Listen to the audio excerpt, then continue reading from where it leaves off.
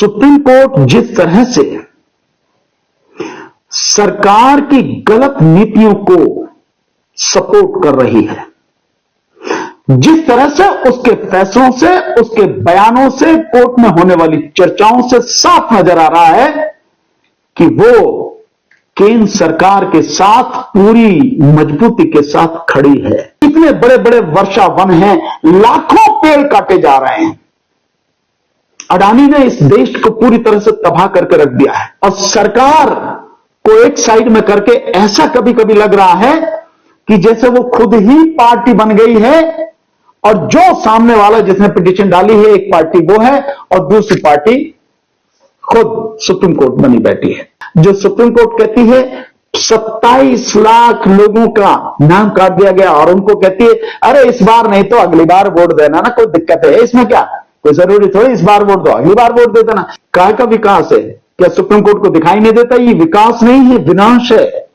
और देश की मोदी सरकार, देश के चंद पूंजीपति जिनमें अडानी मुख्य रूप से है, ये मिलके इस देश का विनाश करने पर तुले हुए हैं। ये वही सुप्रीम कोर्ट है ना जो देश के युवाओं को कॉकरोच कहती है, पैरासाइट कहती है। ये वही सुप्रीम कोर्ट है ना जो गैर संवैधानिक और गैर कानूनी एसआईआर को सही ठहराती है और इलेक्शन कमीशन की ये कुकर्मों को, इलेक्शन कमीशन के द्वारा किए जा रहे संविधान को तबाह करने के कार्यों को पूरी तरह से सपोर्ट कर रही है। केवल सरकार ही नहीं बल्कि सरकार के साथ साथ इलेक्शन कमीशन, सुप्रीम कोर्ट और जितनी भी ये संस्थाएं हैं सब मिलकर इस देश को तबाह करने पर तुली हैं। साथियों, सुप्रीम कोर्ट जिस तरह से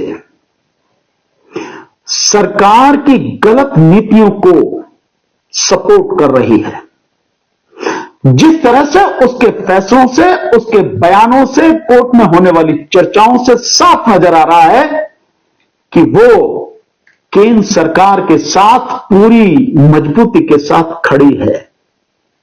कई बार ऐसा लगता है कि एक पार्टी के रूप में ही वो केंद्र सरकार के साथ में खड़ी है और सरकार को एक साइड में करके ऐसा कभी कभी लग रहा है कि जैसे वो खुद ही पार्टी बन गई है और जो सामने वाला जिसने पिटीशन डाली है एक पार्टी वो है और दूसरी पार्टी खुद सुप्रीम कोर्ट बनी बैठी है।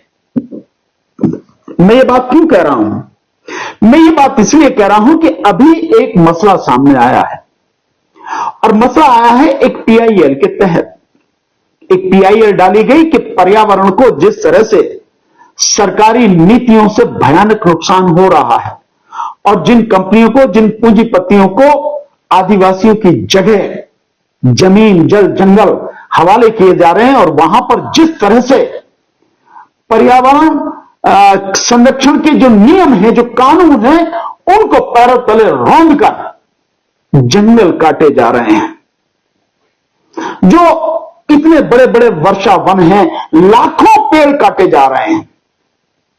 अडानी ने इस देश को पूरी तरह से तबाह करके रख दिया है।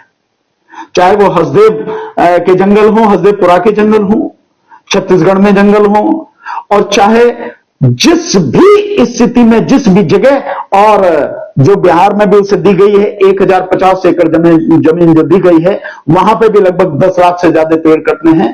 और जिस तरह से अंडमान निकोबार में इतना बड़ा एरिया तबाह करने की प्लान सरकार ने बना दी है, वो कभी भी इंप्लीमेंट हो सकता है, जिसमें 20 लाख से लेके करोड़ों तक पेड़ काटे जाएंगे। और वो पेड़ हैं जो वर्षा वन पेड़ हैं, जो सैकड़ों हजारों साल से वहां पर हैं, जिनकी वजह से दुनिया का पर्यावरण जो है वो संतुलित रहता है। वहां पर जो जीव हैं, जो दुर्लभ जीव हैं, जैसे एक वहां पर लेदर वो टॉर्टोइल भी है, कछुआ भी है, और भी हैं कई इस तरह के, वो जो उनका मूल निवास है वो पूरी तरह से खत्म हो जाएगा। वहां की जो प्रजाति है, आदिवासी प्रजाति, वो पूरी तरह से खत्म हो जाएगी। सो इन सारी चीजों को लेकर जो पर्यावरणविद हैं, वैज्ञानिक हैं, जो कार्यकर्ता हैं वो लगातार जागरूक हैं और सरकार को जगाते रहते हैं। सरकार नहीं मानती तो पीआईएल के माध्यम से कोर्ट में जाके कोर्ट से हस्तक्षेप की बात करते हैं, ऐसी परियोजनाओं को रोकने की बात करते हैं। और पर्यावरणविदों को सुप्रीम कोर्ट कह रही है कि ये विकास के रास्ते में बहुत बड़ी बाधा है। जब भी कोई बात होती है तो तुरंत यहां चले आते हैं, अरे इस तरह से अगर करोगे तो विकास कैसे होगा। विकास को रोकने में लगे हुए हैं। काय का विकास है? क्या सुप्रीम कोर्ट को दिखाई नहीं देता? ये विकास नहीं है, विनाश है।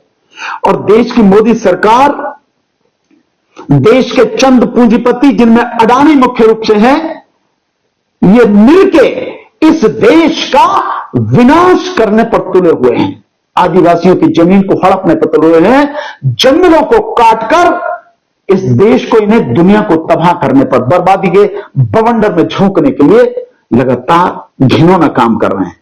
और सुप्रीम कोर्ट उनको कह रही है, सुप्रीम कोर्ट प्रोटेक्ट कर रही है, तो इससे ज्यादा और दुखद बात क्या होगी। ये वही सुप्रीम कोर्ट है ना जो देश के युवाओं को कॉकरोच कहती है, पैरासाइट कहती है।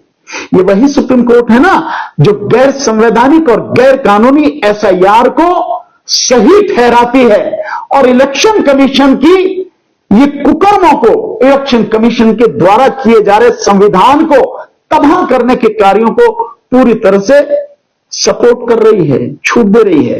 ये वही सुप्रीम कोर्ट है ना जो सुप्रीम कोर्ट कहती है 27 लाख लोगों का नाम काट दिया गया और उनको कहती है अरे इस बार नहीं तो अगली बार वोट देना ना, कोई दिक्कत है इसमें क्या, कोई जरूरी थोड़ी इस बार वोट दो अगली बार वोट दे देना। यानी जहां एक वोट से हार जीत हो जाती है, जहां एक एक वोट कीमती है, वहां 27 लाख देश के नागरिकों से उनका संवैधानिक अधिकार छीनकर बड़े आराम से सुप्रीम कोर्ट कह रही है इस बार को जरूरी है अगली बार दे देना वोट। तो हमें तो यही लगता है कि केवल सरकार ही नहीं बल्कि सरकार के साथ साथ इलेक्शन कमीशन, सुप्रीम कोर्ट और जितनी भी ये संस्थाएं हैं सब मिलकर इस देश को तबाह करने पर तुली हैं। देश के लोगों को समझना पड़ेगा, जानना पड़ेगा कि हम ऐसे माहौल में रह रहे हैं जहां सरकार के तमाम गलत कार्यों को, असंवैधानिक और गैर कानूनी कार्यों को सुप्रीम कोर्ट सपोर्ट कर रही है और इस देश के संविधान को खत्म करने के लिए एक ऐसा प्लेटफॉर्म, एक ऐसा रास्ता तैयार कर रही है जिसमें देश की तबाही निश्चित है। बचेगा नहीं देश। संविधान खत्म तो देश के लोगों के अधिकार खत्म। अभी एसआईआर पे जो फैसला दिया है नहीं समझ में आया सुप्रीम कोर्ट को कि 6 करोड़ 83 लाख लोगों के वोट का राइट खत्म कर दिया गया। इसका मतलब ये नहीं केवल वोट का राइट नहीं, इसका मतलब साफ ये है कि 6 करोड़ 83 लाख लोगों की नागरिकता खत्म कर दी गई। आने वाले समय में ये सब कुछ दिखेगा, खुल के होगा। आने दो जरा, 2029 का चुनाव हो जाने दो, उसके बाद सब कुछ दिखेगा। ये नागरिकता खत्म की जाएगी। और जिस हिसाब से हो रहा है अभी इस देश के 18 राज्यों और 5 केंद्र शासित प्रदेशों में एसआईआर होना बाकी है और कुल मिलाके जब अभी 6 करोड़ 83 लाख वोटें कट दी गई हैं तो कुल मिलाके तकरीबन 15 करोड़ के आसपास वोटें कटेंगे। तो ये जितनी वोटें कटेंगी इन लोगों का जायज संवैधानिक अधिकार, जो सबसे पहला मूल अधिकार है, सबसे पहला अधिकार है वो संवैधानिक अधिकार वोट देने का, वो छीन लिया जा रहा है। और सुप्रीम कोर्ट चुप बैठी है, इलेक्शन कमीशन ने छीन लिया। वही सुप्रीम कोर्ट पर्यावरणविदों को विकास के रास्ते में बाधा बता रहा है। तो देश इतनी गंभीर परिस्थिति में गुजर रहा है।